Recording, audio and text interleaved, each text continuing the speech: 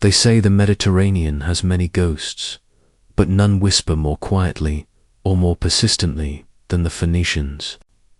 So before you close your eyes, sit back, relax, and imagine the soft tide brushing against ancient stone, the faint creak of wooden hulls drifting in a harbor lit only by oil lamps, and the dim outline of a civilization that shaped the world yet rarely appears in its own story. Tonight, we follow the faint trail they left behind, thin inscriptions on broken walls, scattered amphorae resting on the seafloor, and legends passed down by the very people who once feared their power. Some researchers describe the Phoenicians as merchants. Others call them navigators, craftsmen, or cultural intermediaries. Yet none of these titles quite capture the deeper mystery surrounding who they truly were. The Greeks gave them their name, the Romans recorded their battles, but the Phoenicians themselves left only fragments. From Tyre to Carthage, from Sidon to Cadiz, they built a world connected by wind and water, by purple dye and silver ingots, by rituals and trade routes stretching farther than most ancient peoples dared imagine. When you listen closely to their story, you begin to feel that sense of drifting between the known and the unknown, the way their civilization seems to glow at the edges of history, never fully revealing itself. Scholars sometimes argue that we misunderstand them entirely, that our image of them comes filtered through rivals who saw profit or danger in their rise. Others suggest that the Phoenicians preferred it that way, choosing anonymity as a kind of cultural armor, letting their ships speak louder than their records. As you settle deeper into the quiet of your room, picture the first spark of their journey, a narrow strip of coastline where mountains pressed hard against the sea, forcing its people not to fight the land, but to master the water instead. The salt in the air, the pressure of storms rolling off the horizon, the endless promise of distant shores. These were the elements that shaped them long before they shaped the Mediterranean. And just as the waves pull back before a tide rises, so their story begins with subtle hints rather than grand declarations. What drove these early coastal settlers to look beyond the horizon? What pushed them to create the networks that would one day reshape civilizations from Africa to Iberia? In this quiet moment, with the world fading around you, we step toward that very first question to understand how the Phoenicians emerged from that narrow coastline into a force that touched 3 continents. We drift forward to the land itself, a place where the mountains of Lebanon pressed down like giants and the sea opened like a restless doorway. Sit back and let the sound of distant surf guide you, because everything about their world begins here, between rock and water. Some archaeologists believe the landscape shaped their ingenuity, forcing them to adapt, to innovate, to think beyond their borders. Others suggest it was their temperament, a cultural instinct for movement and exchange that pushed them outward. Still, when you imagine those early settlements, clusters of stone homes perched above harbors, smoke rising from metalworking fires, and traders preparing bundles of goods for voyages that might take months, you can feel that quiet restlessness humming beneath their daily lives. The coastline offered them limited farmland, but it offered something else in abundance: timber. Towering cedar trees, their trunks straight and fragrant, became the backbone of Phoenician shipbuilding. Some researchers argue that these forests were their greatest resource, prized by Egyptian pharaohs and Mesopotamian kings who carved entire temples from imported cedar. Others note that the wood alone wasn't enough. It was the craftsmanship, the knowledge embedded in each joint and plank, that made their vessels legendary. As you listen, imagine the smell of resin, the rhythmic thud of mallets, the sharp scrape of bronze tools against fresh timber, From these shipyards emerged vessels that could slip across the Mediterranean like shadows, able to navigate winds and currents that intimidated others. Some believe this mastery grew from generations of observation tracking the stars, reading the color of water, listening to the silent warnings of weather. Others think it may have been passed through guilds and families, secrets guarded like treasures. Yet even with their growing expertise, the Phoenicians' earliest voyages likely carried uncertainty. Picture the first timid explorations along nearby coasts, the cautious approach toward foreign shores, the negotiations with distant communities. Over time, these small ventures expanded into networks, threads of trade that stitched together cultures from Cyprus to Egypt, from North Africa to Iberia. And it is here, at this early crossroads of risk and opportunity, that we find our next question rising like a tide. How did simple coastal traders evolve into the architects of one of the world's earliest international networks? A system so vast it would reshape economies, cultures, and myths for centuries to come. Sit back, relax, and imagine a world where the sun reflects off endless turquoise waters, where bustling harbors hum with the creaking of timber-bird ships and the clinking of bronze coins, and where the air carries scents of salt, resin, and exotic spices from distant lands. This is the world of the Phoenicians, a civilization that thrived not through conquest but through connection, weaving an intricate web of trade, culture, and ideas across the Mediterranean. From their coastal cities of Tyre, Sidon, and Byblos, these maritime masters charted courses far beyond the horizon, guided by keen observation of the stars and the subtle shifts of wind and current. Some scholars suggest their navigational expertise rivaled anything seen in the ancient world, a combination of practical experience, astronomical knowledge, and perhaps a touch of daring that allowed them to cross vast seas where others would fear to tread.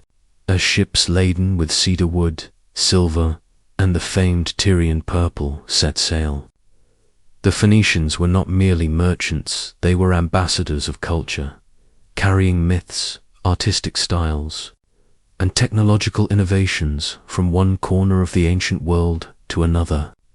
Consider the dye workshops of Tyre, where skilled artisans extracted color from sea snails, fermenting and concentrating the precious substance in ways that remain remarkable even by modern standards.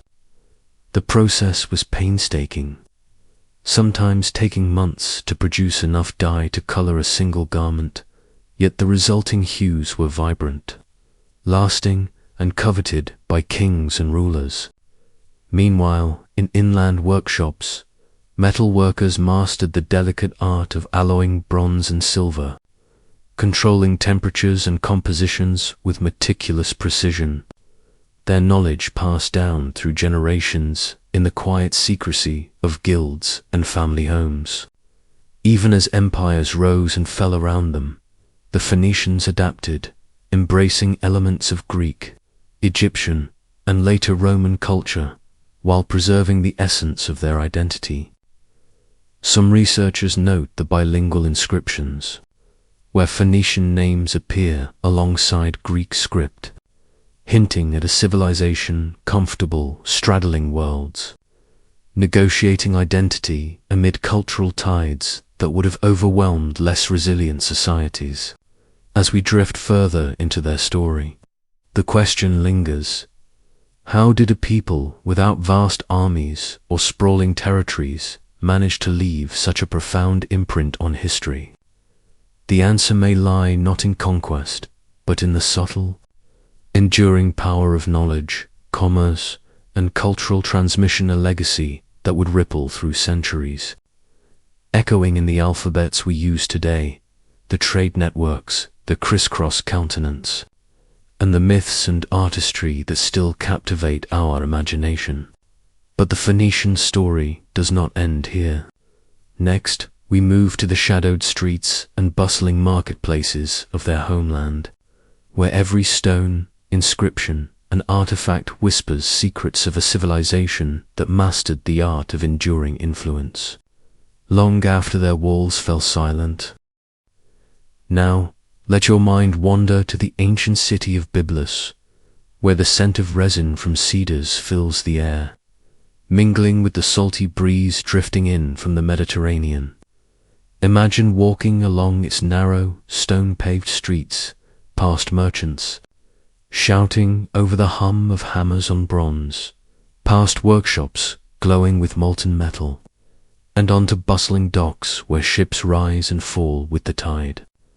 Byblos, one of the oldest Phoenician settlements, was more than a city. It was a living archive of human ambition, commerce, and creativity.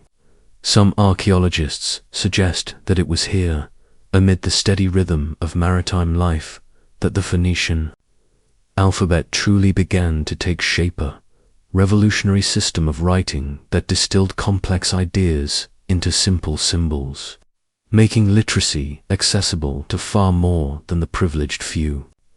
Think of the thousands of inscriptions etched into stone and clay, each a snapshot of daily life, of contracts, of devotion to gods both familiar and distant.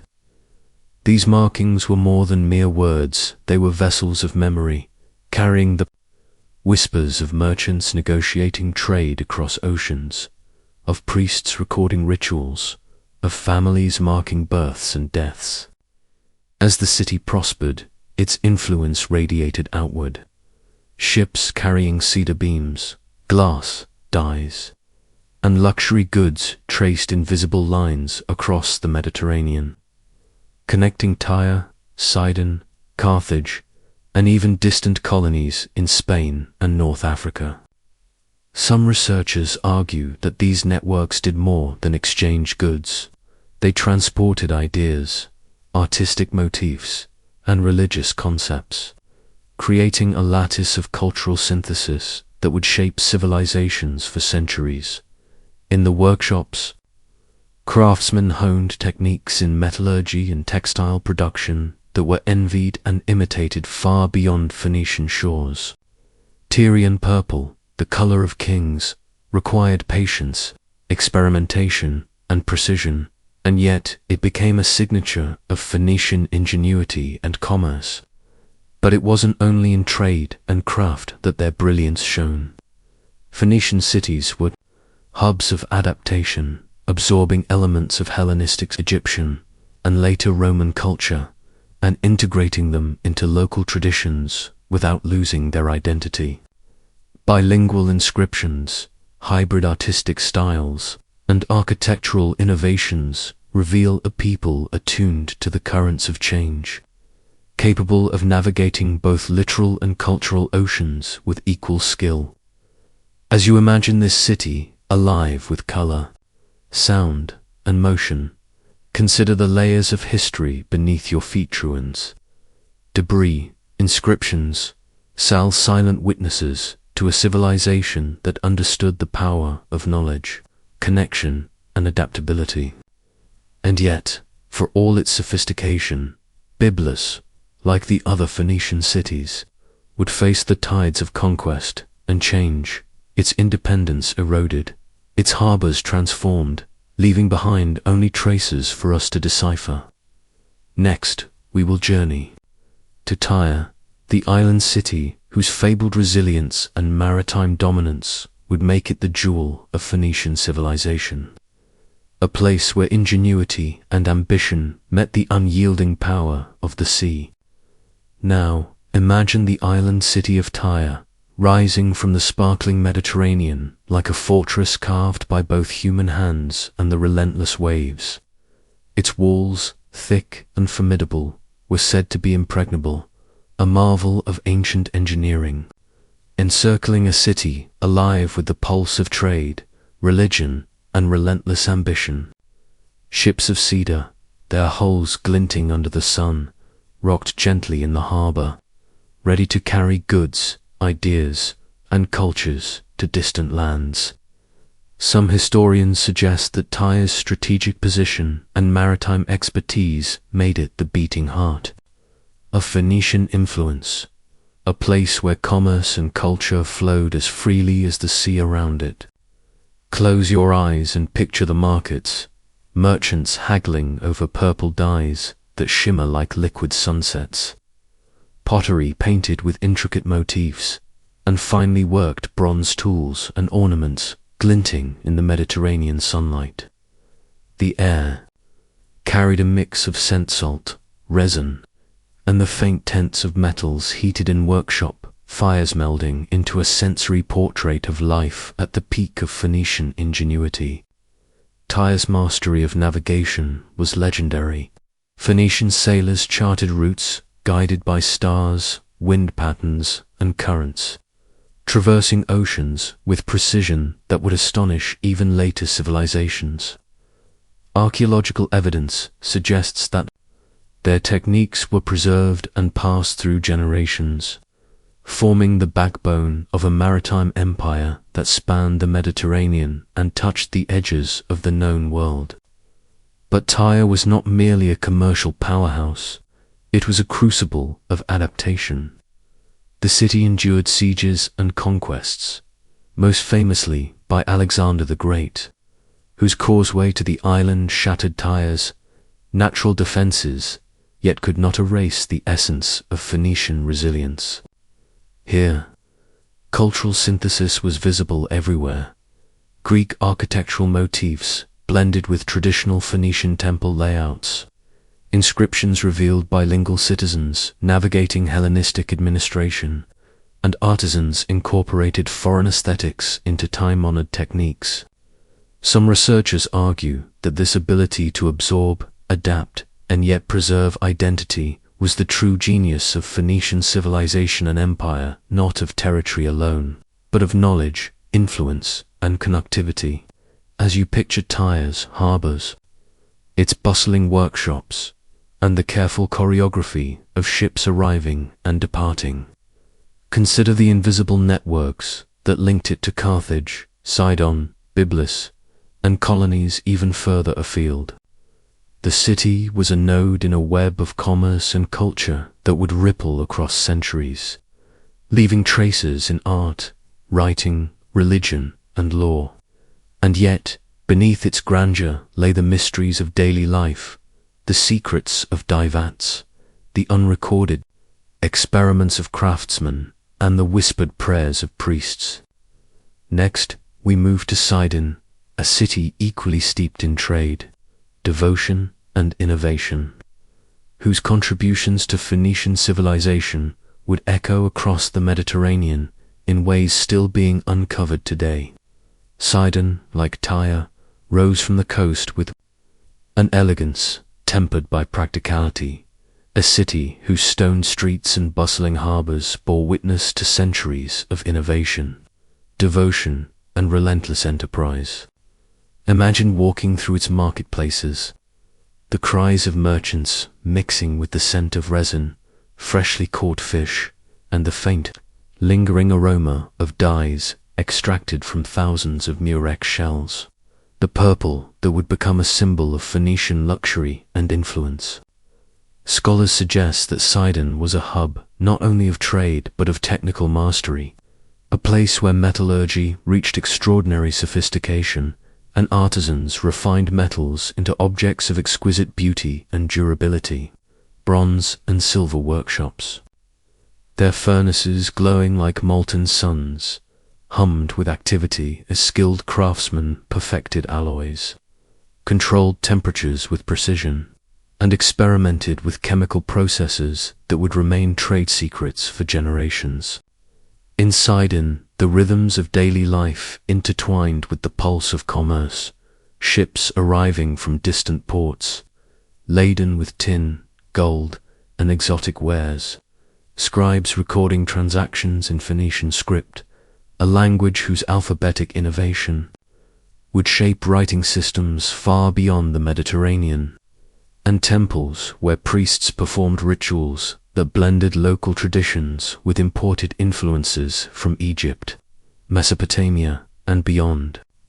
Some researchers believe that Sidon's intellectual vibrancy extended beyond commerce and craftsmanship into navigation, astronomy, and early scientific thought, knowledge quietly preserved in texts, inscriptions, and the oral traditions of mariners who charted the stars to guide their journeys across unpredictable seas.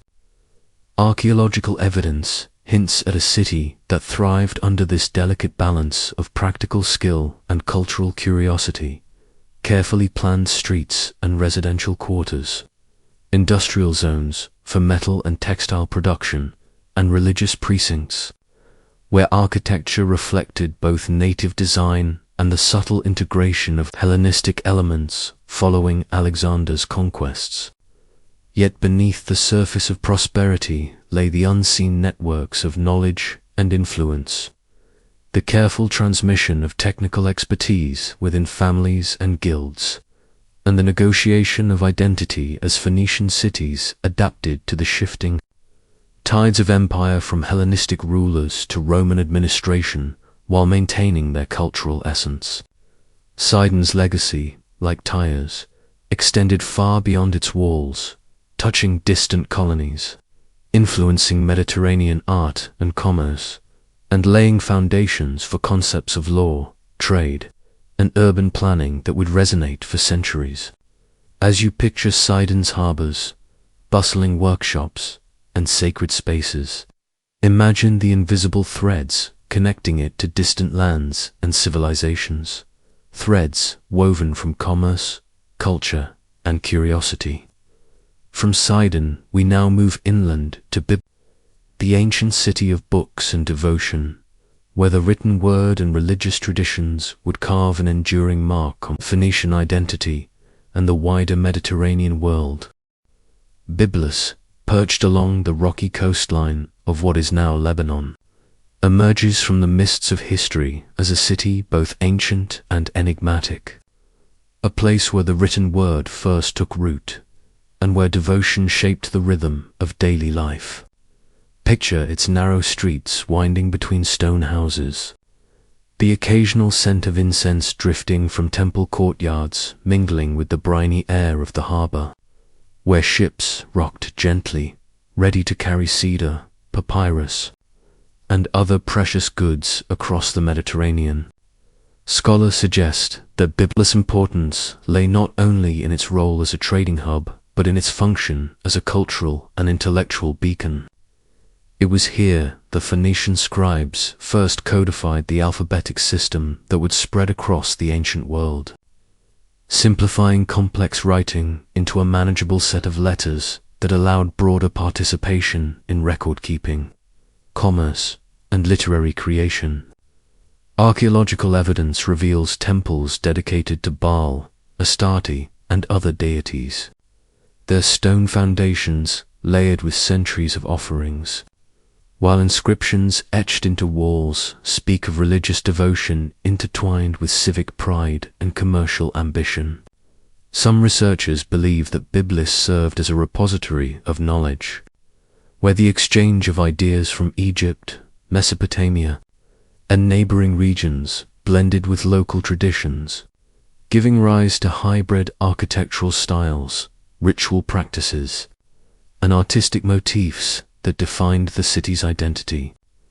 Imagine workshops where artisans honed metalworking skills, crafted jewelry, and produced luxury goods that would travel to Carthage, Sicily, and beyond, each piece carrying not just material value but the subtle imprint of Phoenician aesthetic principles.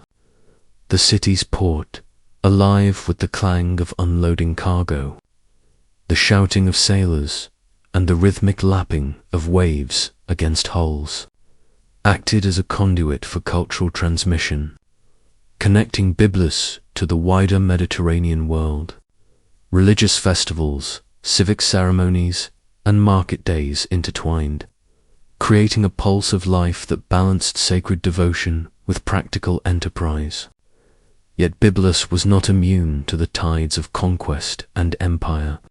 Hellenistic rulers, followed by Roman administrators, brought new architectural elements, legal structures, and commercial practices, forcing the city to negotiate between adaptation and preservation. Archaeological strata reveal layers of Greek columns atop Phoenician foundations, mosaics interwoven with traditional motifs, and inscriptions in multiple languages, suggesting a community fluent in cultural flexibility. As Byblos flourished, its influence radiated outward. The alphabet it nurtured became the foundation for Greek and Latin scripts. Its trade networks inspired economic systems across the Mediterranean, and its religious syncretism set patterns that would reappear in later spiritual traditions. From the quiet sanctuaries of Byblos to the bustling ports of Tyre and Sidon, the story of Phoenician ingenuity and resilience unfolds, inviting us to wonder how a civilization without vast armies could leave such an enduring mark on the world. Next, we turn to the enigmatic, industrial and maritime techniques that allowed Phoenician cities to dominate the seas and craft a legacy of technological mastery that still captivates researchers today. The Phoenicians' mastery of the sea remains one of the most compelling chapters of their story, a testament to ingenuity honed over centuries of observation, experimentation, and relentless practice. Imagine the wind whipping across the deck of a sturdy cedar vessel, the rhythmic creak of timbers flexing against the waves, while sailors navigate by the stars, reading the night sky like a vast cosmic map.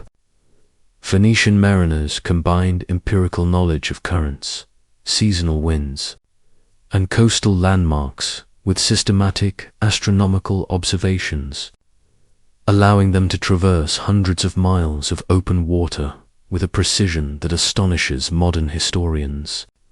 Some researchers suggest that their techniques were passed down through tightly guarded traditions, embedded in oral instruction, craft guilds, and specialized workshops, ensuring that each generation inherited not only the physical skills of seamanship, but also a profound understanding of navigation theory.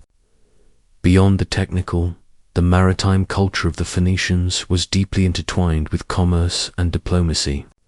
Their ships were more than vehicles, they were floating hubs of cultural exchange, carrying copper ingots from Cyprus, silver from Iberia, timber from Lebanon, and exotic goods from the distant Atlantic, all while ferrying ideas, myths, and artistic motifs that would diffuse across the Mediterranean.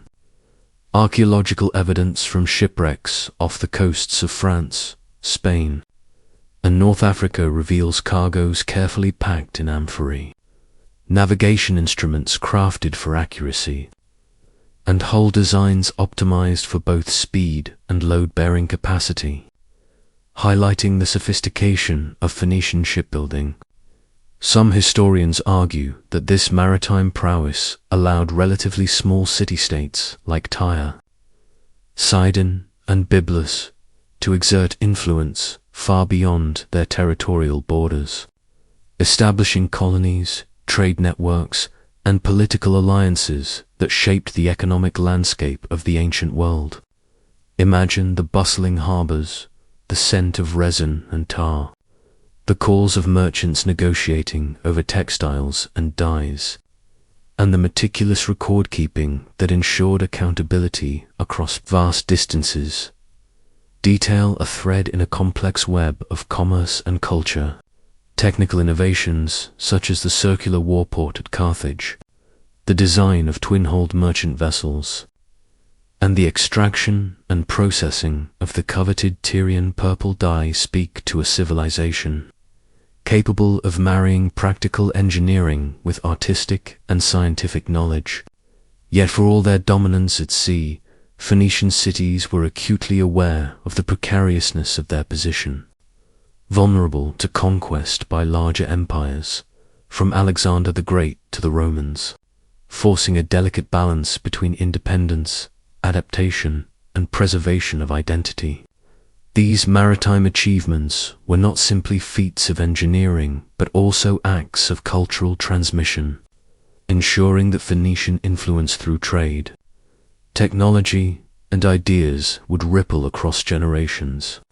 As we leave the harbors and workshops behind, we turn next to the remarkable metallurgical and industrial expertise that allowed Phoenician craftsmen to transform raw materials into objects of enduring beauty and utility, shaping economies and aesthetics across the ancient Mediterranean. The Phoenicians' metallurgical skill was a cornerstone of their civilization, a quiet yet powerful force that spread influence far beyond the shores of their cities, shaping economies, technology, and artistry across the ancient Mediterranean.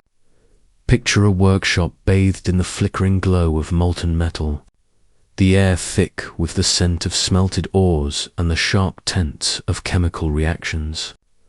As craftsmen hammer, pour, and refine bronze and silver with a precision that borders on alchemy, these artisans were masters of alloying, understanding how to combine copper with tin or other metals to produce bronze that was not only durable but also aesthetically brilliant, while silver and gold were transformed into intricate jewelry, ritual objects, and trade goods prized across distant lands. Some researchers suggest that knowledge of temperature control, furnace design, and chemical manipulation was preserved in familial lines and guilds, creating professional networks that safeguarded techniques and ensured continuity over generations. The famous Tyrian purple dye, extracted painstakingly from murex snails, illustrates the intersection of chemical understanding and commercial acumen. Workshops reveal evidence of systematic experimentation to maximize color, intensity, and durability, a secret guarded jealously as a luxury that conferred prestige and wealth. Archaeological finds in Sidon and Byblos show furnaces, crucibles, molds, and metal fragments, offering clues about technological sophistication and scale of production. From everyday tools to objects destined for the elite or export, beyond raw skill, these industrial capabilities facilitated the Phoenicians' expansive trade networks, connecting cities from the Levant to Iberia, North Africa, and the Western Mediterranean, and enabling the movement of not just goods, but ideas and cultural motifs. Scholars argue that the efficiency and quality of Phoenician metalworking contributed directly to their reputation as indispensable commercial partners and innovators. Their expertise extended to urban infrastructure as well, with metals used in construction, shipping, and ritual spaces, demonstrating the integration of technical knowledge into daily life and civic identity. The precision and artistry of Phoenician metalwork also created a form of soft power, embedding their presence in distant cultures through objects that survived centuries. As we leave the glowing forges and enter the urban streets of Phoenician cities, the shimmering traces of metal and the lingering sense of dyes remind us that this civilization was defined not only by trade or maritime mastery, but also by a deep, almost obsessive refinement of craft, a pursuit of excellence that would leave echoes in Mediterranean art, commerce, and technology for millennia. Next, we move to the sophisticated urban planning and architectural achievements that framed Phoenician life, shaping not only how cities functioned, but how they projected power, identity, and cultural continuity across time and space. As we step beyond the workshops and marketplaces, imagine the labyrinthine streets of Tyre, Sidon, and Byblos, winding through a cityscape that was meticulously planned, yet alive with the chaotic energy of trade, religion, and daily life, where every stone, harbor, and temple served a purpose beyond mere utility. Phoenician urban design was more than shelter. It was a language of civilization, a way to communicate wealth, power, and cultural identity to both residents and foreign visitors. Archaeological excavations reveal streets laid out with remarkable foresight, integrating residential quarters, commercial districts, religious precincts, and port facilities into cohesive networks that facilitated movement, commerce, and defense. Some researchers suggest that their harbors, often semicircular or fortified with massive stone breakwaters, were not merely functional but symbolic, signaling a city's strength and sophistication to distant traders approaching from the Mediterranean expanse. Waterways were carefully managed, with cisterns, aqueducts, and drainage systems indicating advanced knowledge of civil engineering and urban sustainability, allowing dense populations to thrive in otherwise challenging coastal environments. Within these urban landscapes, monumental architecture served both practical and ceremonial purposes. Temples, often constructed with imported stone and decorated with intricate reliefs, housed deities whose veneration reinforced social cohesion while also reflecting cultural exchange, as Greek and Near Eastern motifs sometimes interwove with traditional Phoenician styles. Defensive walls encircled the cities, rising tens of meters high in places, a testament to the constant awareness of threat and the need to protect both people and goods, while simultaneously impressing upon visitors the city's resilience and permanence.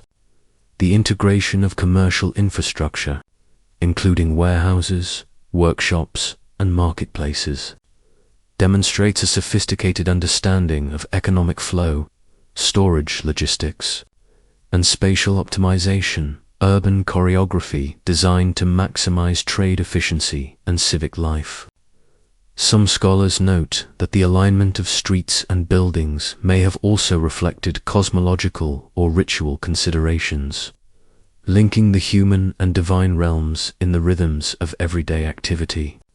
The tactile feel of sun-warmed stones underfoot, the echo of footsteps in narrow alleyways, and the distant creak of ships' timbers in the harbor together create an intimate, almost cinematic impression of a civilization in motion.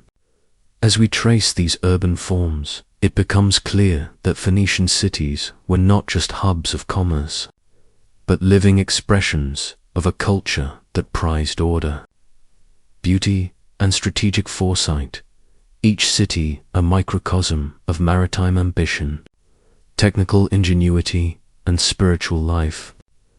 Next, we explore the Phoenicians' mastery of the sea, a domain where engineering, astronomy, and sheer courage combined to create the first truly global maritime network, a network whose echoes would reverberate across the Mediterranean for centuries down. Close your eyes for a moment and imagine the endless horizon of the Mediterranean, its waters stretching beyond sight, sun glinting off gentle waves, and hear the faint creak of timber as Phoenician ships, sleek and purposeful, glide across the sea. These were not mere vessels. They were the lifeblood of a civilization whose identity was inseparable from the water. Vessels engineered with a precision that belies the age, combining a deep understanding of hull design, balance, and the unforgiving dynamics of wind and current. Scholars believe that Phoenician mariners possessed knowledge of celestial navigation long before it became commonplace elsewhere, reading the stars as guides through darkness, interpreting seasonal shifts, and correlating wind patterns with the lunar cycle to traverse distances that would terrify lesser sailors. Cargoes were varied, often including bronze, tin, textiles, timber, and the precious Tyrian purple. Each shipment meticulously calculated to balance weight and stability, while the sounds of clanging metal, creaking ropes, and distant seabirds filled the decks in a chorus of purposeful labor.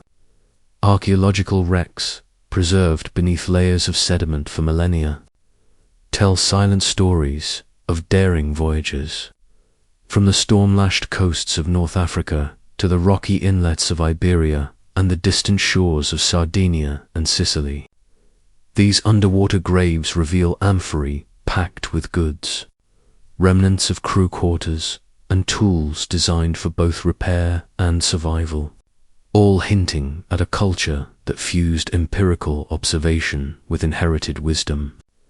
Some researchers suggest that this mastery of the sea allowed Phoenicians not only to trade but to project influence, to act as intermediaries between civilizations separated by hundreds of miles of treacherous waters.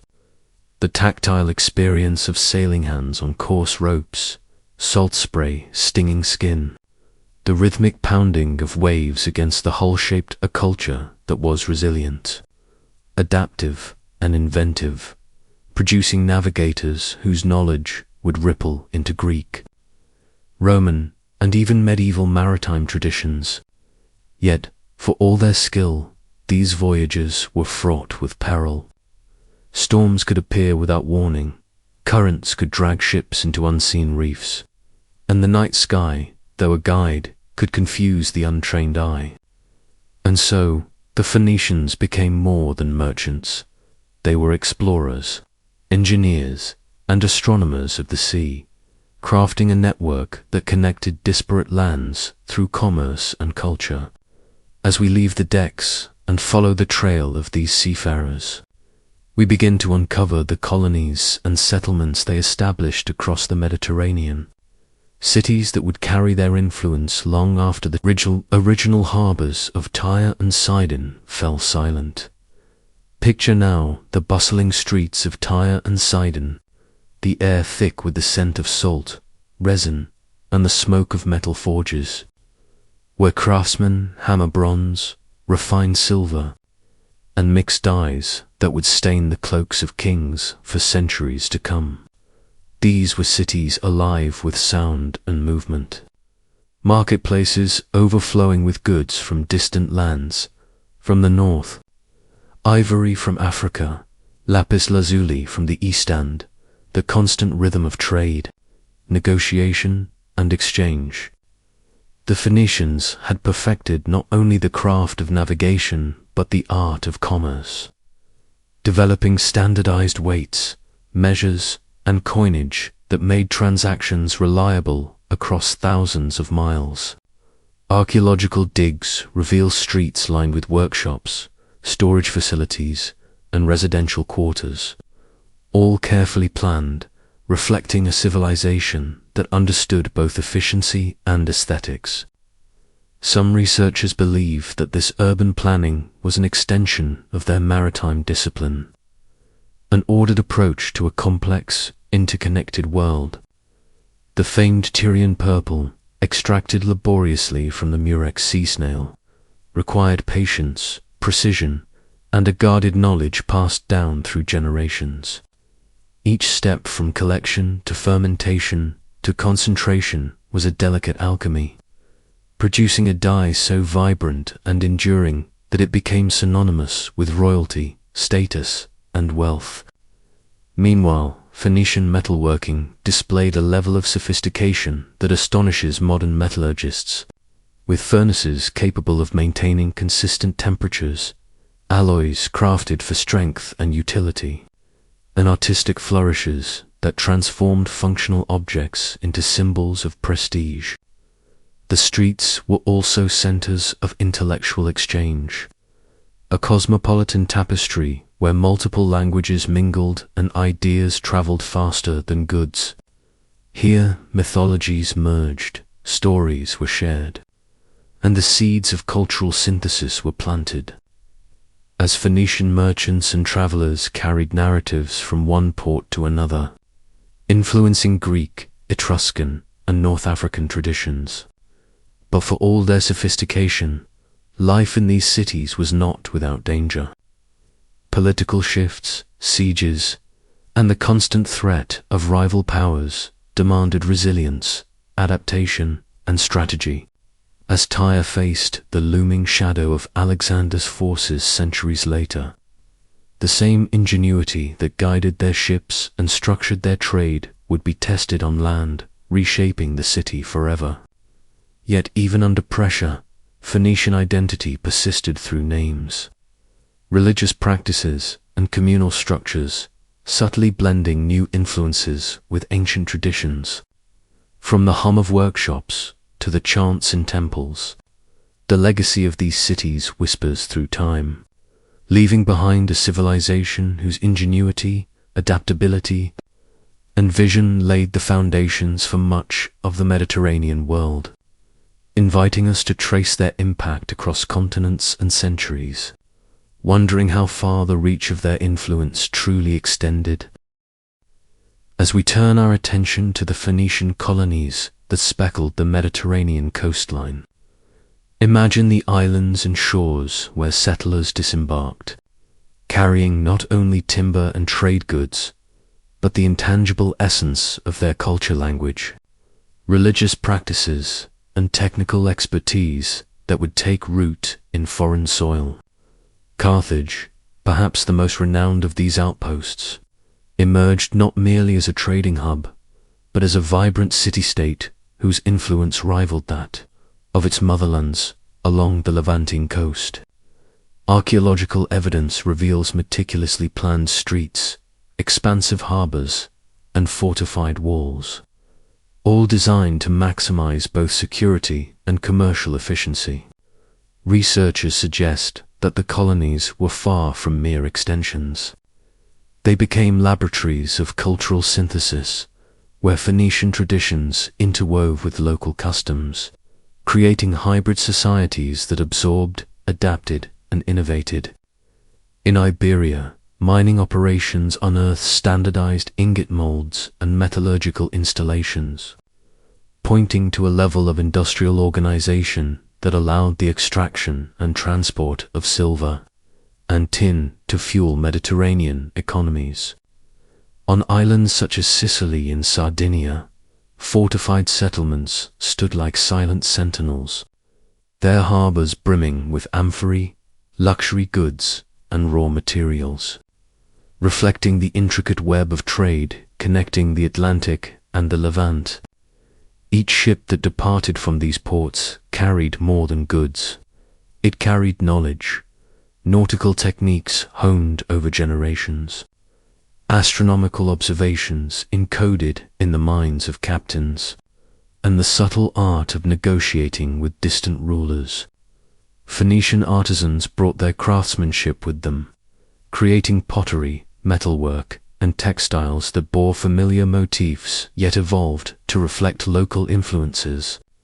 Some scholars argue that this continuous adaptation and integration forged a resilient cultural identity that could survive under Greek, Hellenistic, and eventually Roman rule, even in the face of conquest and shifting political landscapes. Colonies like Carthage maintained the core principles of Phoenician society: commercial acumen, technical innovation, and reverence for ancestral deities. Temples dedicated to Baal and Astarte stood alongside marketplaces, reinforcing a society where religion and commerce were inextricably linked. And yet, for all their successes, these outposts were fragile experiments in cultural transplantation. Environmental challenges, local resistance, and the unpredictable tides of politics constantly tested their stability. As we trace the remnants of these settlements through underwater archaeology, ruins, and inscriptions, we uncover a story of audacious ambition and enduring influence. A civilization whose reach extended far beyond its homeland, shaping the Mediterranean world in subtle, enduring ways that continue to ripple through history, leaving us to wonder just how much of the modern world owes its roots to these maritime pioneers. Next, we move to the intricate art of Phoenician navigation, a skill that allowed a relatively small civilization to dominate the Mediterranean for centuries.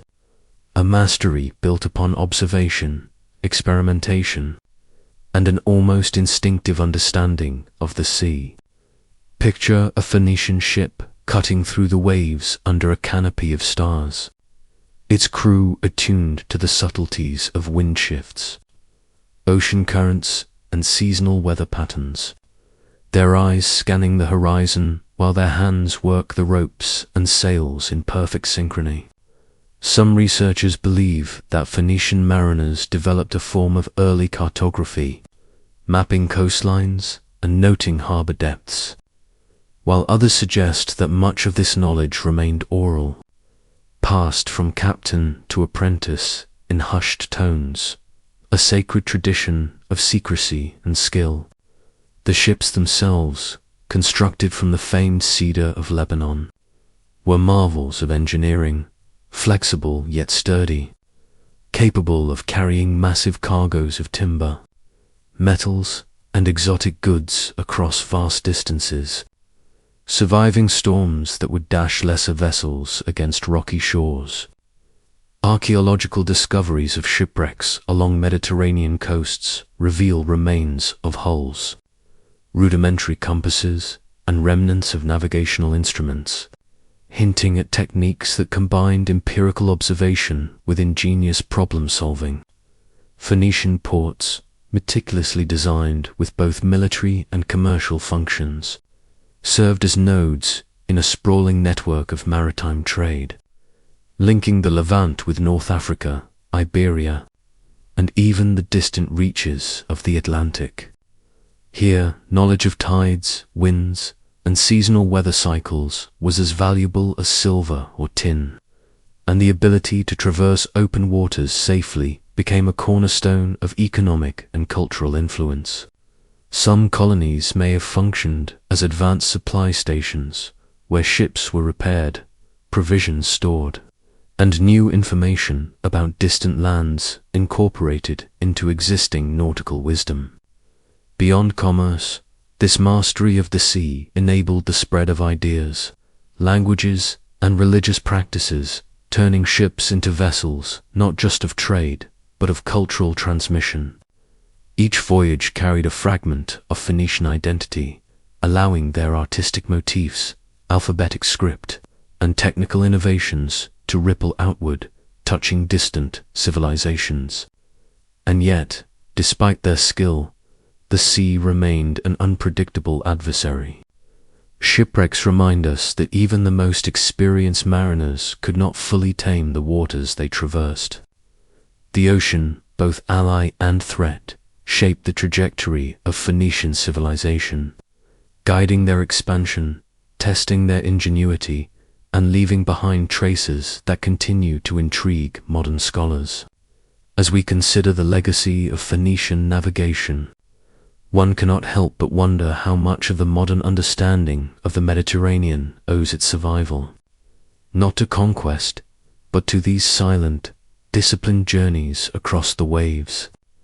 From the open seas, we turn our attention to the world of Phoenician metallurgy, a craft that elevated them from traders to artisans whose work would inspire civilizations for millennia. A world where fire, metal, and precision combined in workshops filled with the scent of molten bronze and the sharp tints of smelted silver, where sparks leapt like tiny stars from furnaces as craftsmen shaped tools, weapons, and intricate ornaments with skill honed over generations.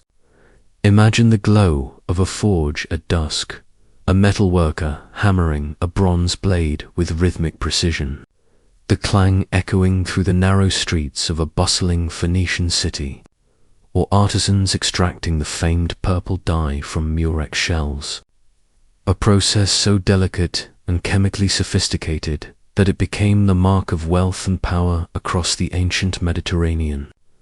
Archaeological evidence reveals furnaces, crucibles, and molds, each tool telling a story of technical innovation. From alloy compositions designed to enhance durability to purification methods that transformed raw ores into objects of both utility and beauty. Some scholars suggest that knowledge of metallurgy was closely guarded, transmitted through families and craft guilds, ensuring that secrets of production remained within controlled circles, while others argue that Phoenician workshops operated as centers of experimentation, where trial and error produced subtle variations in metal quality and color, a silent dialogue between tradition and invention.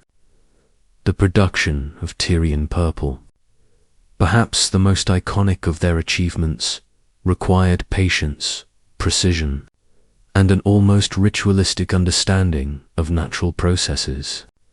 A chemical ballet that transformed humble sea creatures into a luxury so prized that kings and emperors sought garments dyed in its hue. Beyond luxury, metalworking supported military and commercial ambitions.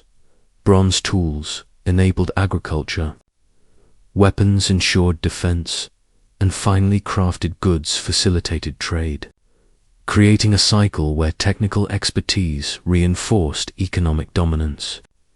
Excavations at colonial sites reveal standardized ingots, molds, and workshop layouts, suggesting systematic production that could meet both local and distant demands, and hints of international trade where raw materials sourced from Iberia, Anatolia, and beyond converged in Phoenician workshops. The combination of artistry and practical knowledge in metallurgy exemplifies a civilization where culture, economy, and technology were inseparable, each reinforcing the other in a web of influence that extended far beyond their city-states. And yet, despite the sophistication, much of the Phoenician craft remains a mystery. Fragments of slag, partially formed objects, and faint traces of dye are all that survive to tell us of processes perfected but never fully recorded, leaving modern researchers to reconstruct their secrets from tantalizing clues. As we examine these remnants, one is left to ponder how many of the techniques that shaped ancient Mediterranean life were lost to time, and how much of Phoenician ingenuity continues to ripple through the objects, designs, and technologies we inherit today.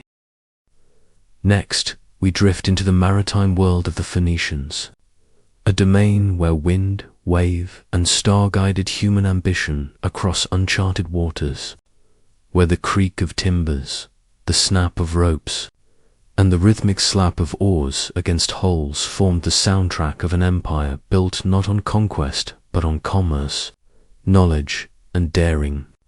A civilization whose mastery of the sea allowed small city-states to project influence across the Mediterranean, from the rocky coasts of Iberia to the sun-baked shores of North Africa, and even beyond, to lands whose names are lost to time, where every voyage carried not only goods, but ideas, technologies, and cultural traditions that would ripple through generations. Phoenician ships were marvels of ancient engineering, designed to endure storms and currents that would challenge even the most experienced sailors, their hulls reinforced to carry heavy cargoes of timber, metal, wine, and the precious Tyrian purple, each journey requiring a careful understanding of seasonal wind patterns, currents, and celestial navigation, knowledge painstakingly observed, recorded, and shared among crews whose lives depended on precision and experience. Archaeological finds of shipwrecks reveal standardized amphorae, specialized rigging, and navigation tools that hint at an intricate system of maritime logistics, suggesting that Phoenician merchants operated networks as sophisticated as any modern supply chain, balancing risk, opportunity, and the constant unpredictability of the sea. Some researchers believe that the Phoenicians' ability to traverse vast distances with accuracy was enhanced by early charts or protomaps, while others propose that experiential knowledge, passed orally from master to apprentice, was the true key to their maritime dominance, a living library of winds, tides, and celestial positions memorized and tested with each voyage. Their ports, from Tyre and Sidon to Carthage, were carefully designed to facilitate trade, combining military security with commercial efficiency. Harbor walls and quays optimized for unloading cargo, storage, and market activity, each element reflecting a deep understanding of both human behavior and maritime dynamics. The cultural impact of this seafaring civilization extended far beyond economics. Their ships carried art, language, religious ideas, and scientific knowledge, making the Phoenicians crucial conduits of cross-cultural exchange, a web connecting disparate civilizations through the simple yet profound act of navigation. And yet, despite the evidence, mysteries remain. We know of voyages that crossed vast stretches of open water, yet the full extent of their routes, the secrets of their navigational methods, and the lives of the sailors who risked everything for trade are lost to history, leaving us to imagine the thrill, danger, and ingenuity of a people who turned the sea itself into a highway of civilization, whispering an invitation across centuries. What other secrets lie beneath the waves, waiting to be uncovered?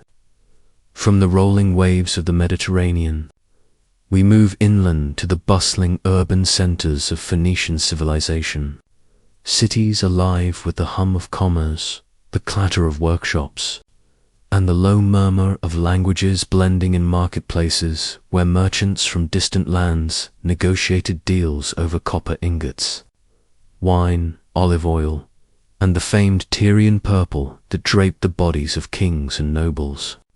A cityscape where narrow alleys twisted between monumental temples, administrative buildings, and densely packed residences, each street a testament to centuries of accumulated knowledge in urban planning, trade, logistics, and civic organization. And yet beneath the apparent chaos, a deliberate order persisted, a rhythm of activity that allowed these city-states to thrive as hubs of cultural synthesis.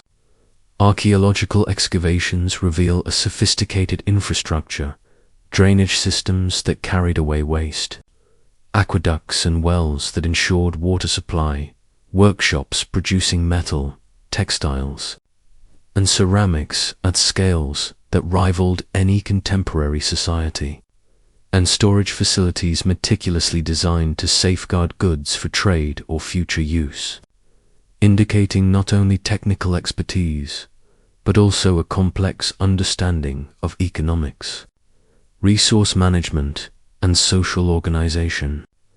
In Sidon and Tyre, the remains of artisan quarters show evidence of multi-generational workshops where knowledge of metal, dye production, and stoneworking was preserved and refined, techniques often guarded as closely as military secrets, yet always integrated into the city's broader economic and cultural fabric, sustaining both the material and symbolic wealth that gave Phoenician cities their enduring prestige.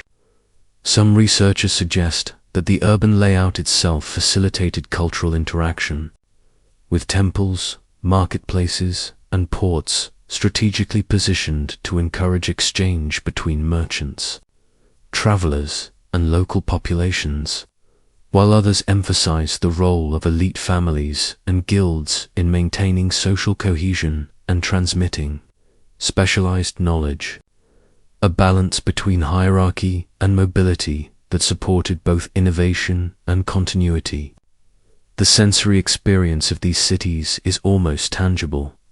The scent of incense drifting from temples, the metallic temps of forges, the vibrant colors of woven fabrics and painted ceramics, the rhythm of the harbor with ships unloading their treasures, and the voices of a multilingual populace negotiating, celebrating, and preserving centuries of shared memory, history, and aspiration. Yet, Despite our understanding of their urban sophistication, many questions remain. How did Phoenicians negotiate cultural identity in the midst of pervasive foreign influences? How did they maintain social stability while pushing the boundaries of trade and exploration? And what stories of everyday life, ambition, and resilience remain hidden beneath the stones and dust of these ancient streets, waiting for modern archaeology to breathe life back into their silent whispers? Next, we turn our attention to the remarkable maritime prowess that allowed the Phoenicians to dominate the Mediterranean for centuries. A civilization defined as much by the sea as by its cities, where every wave seemed to carry both opportunity and peril, where the horizon promised wealth, adventure, and danger in equal measure, and where the skills of seamanship were honed over generations with painstaking observation of wind patterns, star positions, and ocean currents, creating navigators who could traverse hundreds of miles with uncanny accuracy, long before magnetic compasses or modern charts existed. Their knowledge encoded in oral traditions, practical experience, and possibly in writing that has yet to survive the passage of time. Phoenician shipyards, scattered along the coasts of Tyre, Sidon, and Byblos, reveal evidence of systematic construction techniques, standardized hull designs, and innovations such as the Byrime, a vessel with dual rows of oars that combine speed, stability, and cargo capacity, enabling both warships and merchant vessels to coexist within the same maritime infrastructure. Archaeological remains, including anchors, timbers, and remnants of rigging recovered from shipwrecks off the coasts of Spain, North Africa, and France, show a sophistication in construction and adaptation to various trading conditions, while amphorae and cargo remnants revealed the wide reach of Phoenician commerce, from the tin of Britain to the silver of Iberia, from North African grains to luxury goods flowing to Egypt and beyond. Each voyage a calculated negotiation with the unpredictable forces of nature.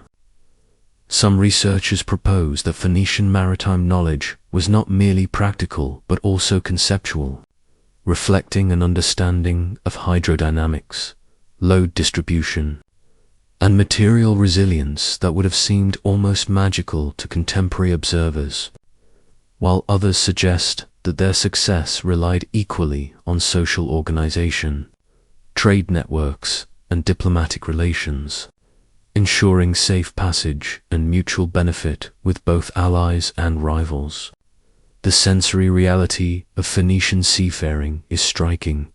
The creaking of oars and timbers under strain, the salt temps of sea spray, the pungent odor of pitch and tar, the rhythmic commands of sailors, and the endless expanse of blue interrupted only by distant land, signaling opportunity or danger, each journey a blend of science, experience, and sheer courage.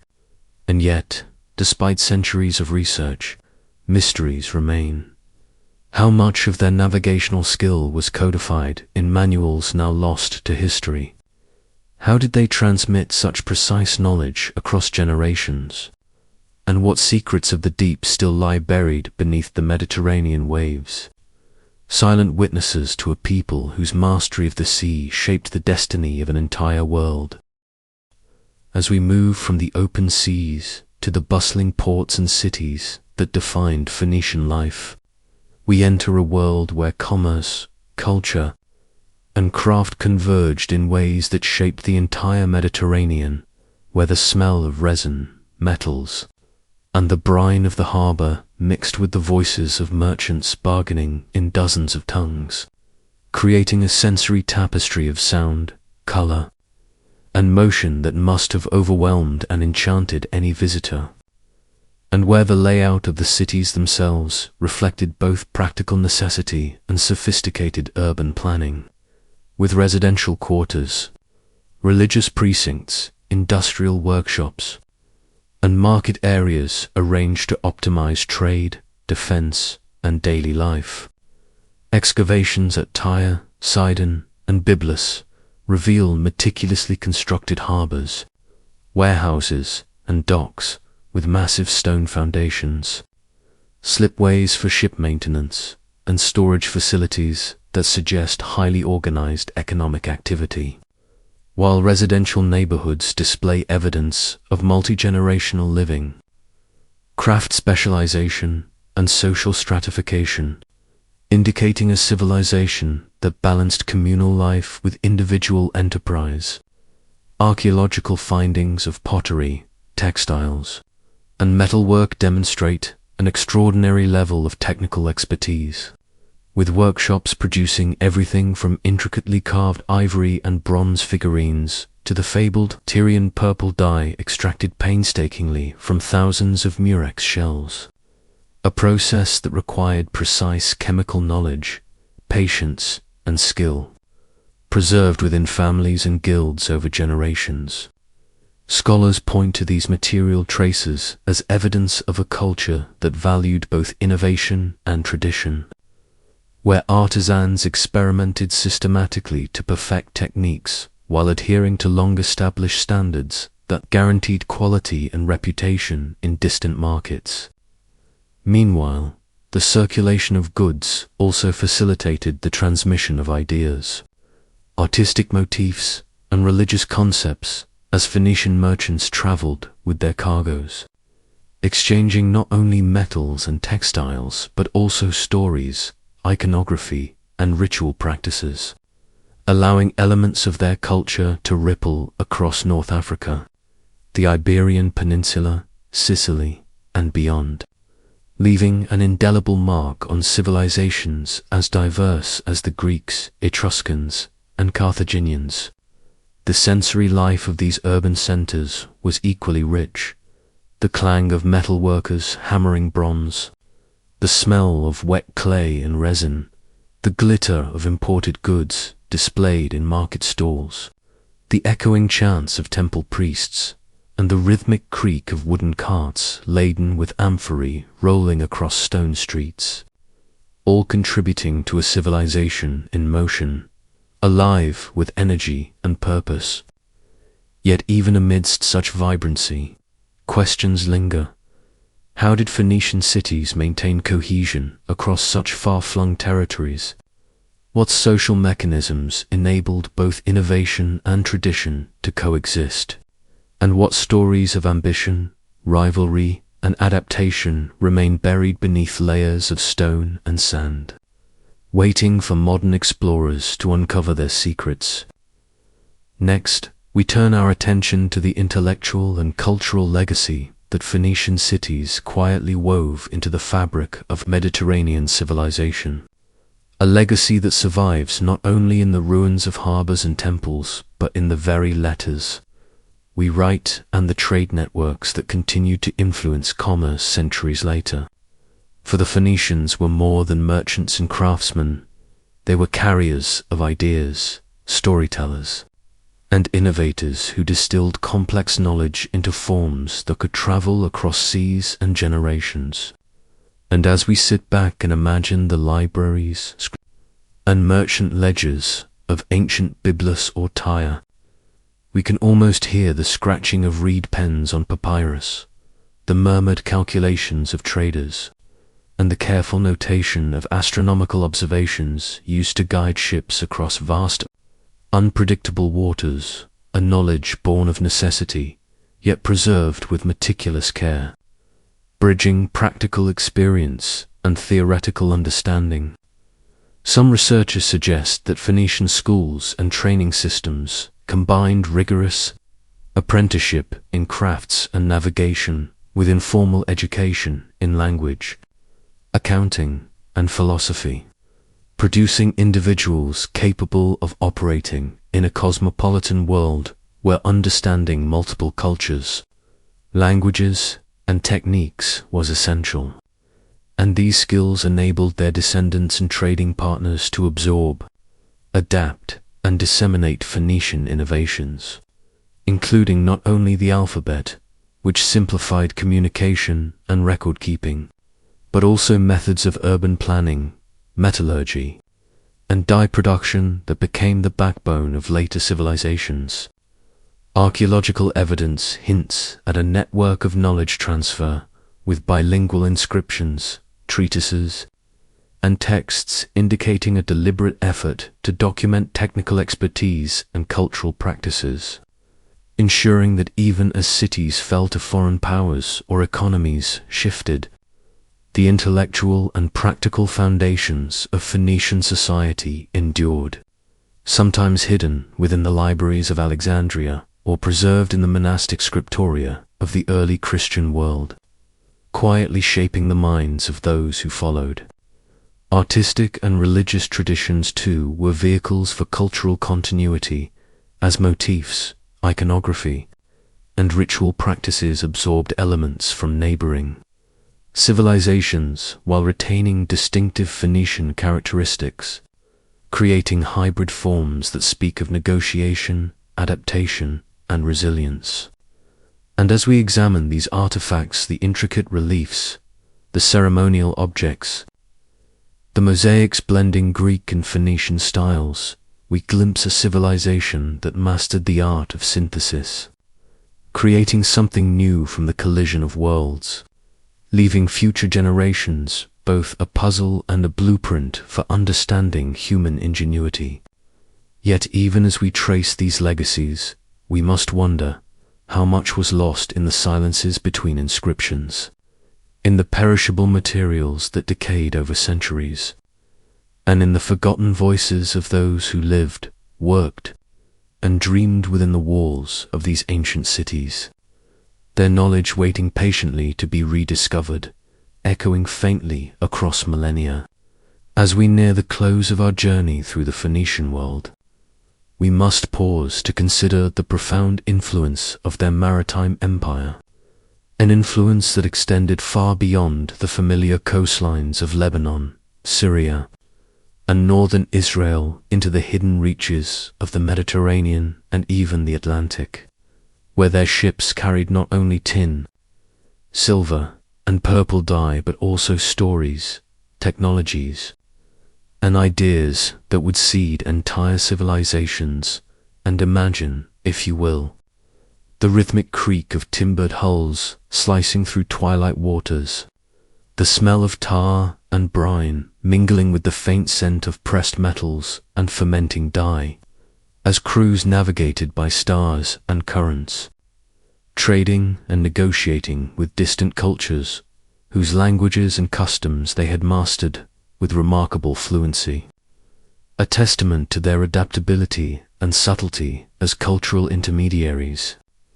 Some scholars believe that Phoenician merchants acted as the unsung architects of Mediterranean connectivity, establishing informal networks of knowledge exchange that predated formal empires, and that these networks facilitated the spread of agricultural techniques, artistic motifs, and religious ideas, allowing elements of Canaanite culture to permeate Greek, Etruscan, Iberian, and North African societies, leaving traces that persist even in modern archaeological and linguistic records. Their mastery of navigation and shipbuilding enabled voyages that reached islands and coasts previously untouched, and underwater archaeology has revealed the precision of their construction. From standardized amphorae designed for optimal stowage to hull designs that maximized cargo while resisting storms, each innovation reflecting centuries of cumulative experimentation, observation, and adaptation. Yet their story is not merely one of technical skill. It is a story of survival and cultural persistence under the pressures of conquest, assimilation, and time. For the Phoenicians endured Alexander, the Seleucids, the Romans, and eventually the rise of new religious orders, all while maintaining elements of their language, religious practices, and commercial acumen, a testament to a civilization that thrived not through military domination but through ingenuity, flexibility, and the quiet power of networks, ideas, and human connection. Archaeological evidence from inscriptions and coins to workshop, remains and shipwrecks reveals a civilization whose imprint was subtle yet enduring. And as we reflect on their achievements, we are left to ponder the invisible threads that link ancient ingenuity to our own lives today. The silent echoes of trade, writing, and cultural synthesis that continue to shape human society, whispering a reminder that even civilizations lost to conquest and time can leave legacies, woven into the very foundations of our world, waiting for those who listen closely enough to hear their story. And now, as we reach the final chapter of this voyage through Phoenician history, we step back to see the full tapestry of a civilization that, though largely erased from maps and memory, left traces in nearly every corner of the ancient world.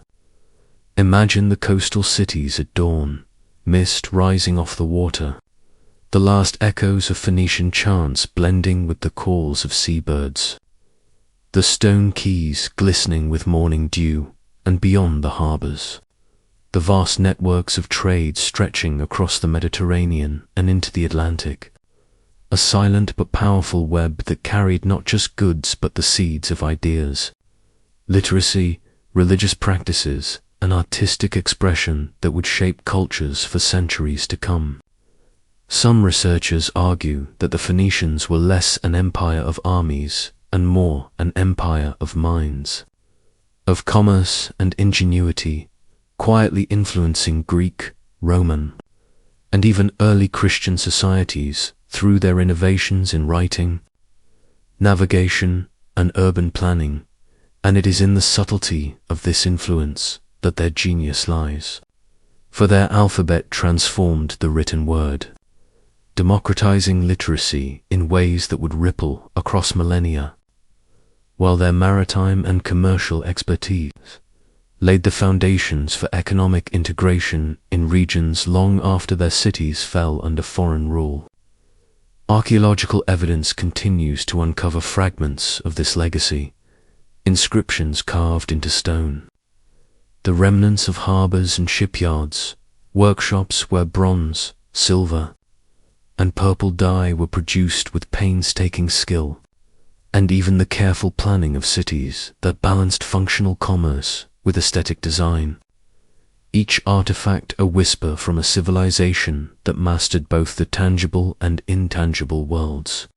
Some discoveries, such as shipwrecks with intact cargoes, reveal the sheer scale and sophistication of Phoenician enterprise, while urban layouts in cities like Tyre, Sidon, and Carthage showcase their capacity for organization and adaptation in the face of political upheaval.